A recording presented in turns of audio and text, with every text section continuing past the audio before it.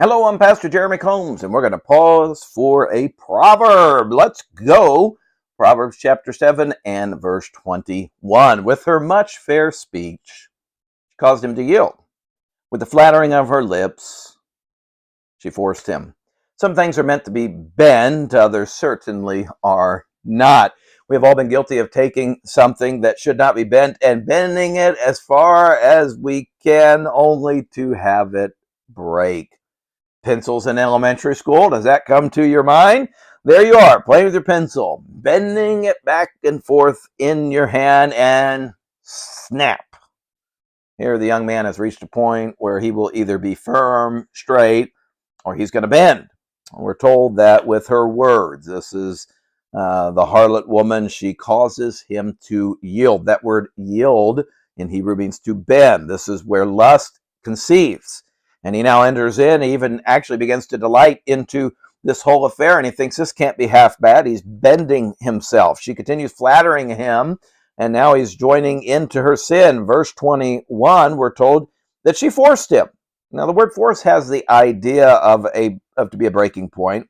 He's bent so far that now he's flirting with her, he is walking with her, and then he breaks, and now he has lost complete control of himself. So the lesson to be learned is this: you'll never break if you never bend, so be strong in the Lord. Verse 22, he goeth after her straightway as an ox goeth to the slaughter, as a fool to the correction of the stocks. As we come to the final verses of this chapter, we see a hidden and a hideous picture. The illustration is hidden by Satan, for he saw this terrible conclusion. If we all saw this terrible conclusion, we would quickly run the other way, would we not? If it is hidden, also sometimes by our own selves. We put out of our mind any and all consequences as we go forward in sin. Now, why do we do it? Well, the comparisons are as an ox and as a fool. An ox is stubborn. He follows only his natural way and will not be detoured.